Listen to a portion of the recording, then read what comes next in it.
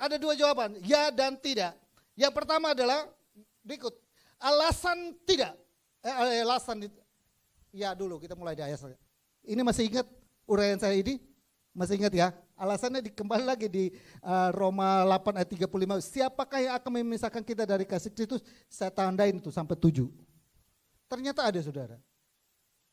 Gara-gara karena kelaparan, gara-gara karena tekanan hidup, gara-gara karena persoalan hidup, pergumulan hidup, gara-gara karena apalagi banyak orang juga meninggalkan Tuhan.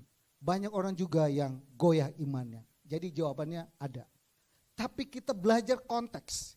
Roma 8 itu bicara konteks.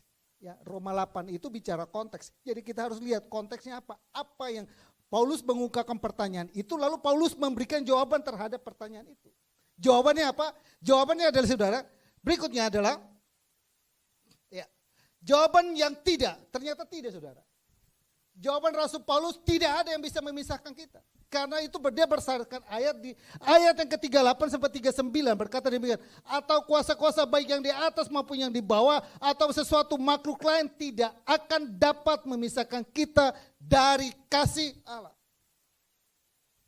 Jadi penekanannya tidak ada yang bisa dapat memisahkan kita dari kasih Allah. Dan bulan lalu saya sudah ungkapkan, ada 3 alasan kenapa tidak ada yang bisa memisahkan kita. Masih ingat? Ini saya intro loh saudara. Saya ulangi sedikit tujuannya, saya ada tujuannya karena saya ada berkesinambungan. Berat saudara, persiapkan itu juga lumayan berat. Nah berikutnya, kenapa? Karena ini saudara, kenapa tidak ada yang bisa memisahkan kita next lagi? Karena ini, masih ingat?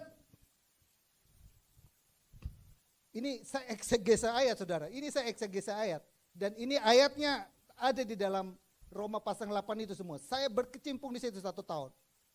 Nah, ini saudara, karena satu, dia sebagai pembela kita. Tahu, masih ada, mengingat 3 alasan dia sebagai pembela, masih ingat? Dia sebagai pembela, dia sebagai imam, dia mengirimkan Roh Kudus dan begitu banyak saksi yang bersaksi tentang kita bahwa kita benar.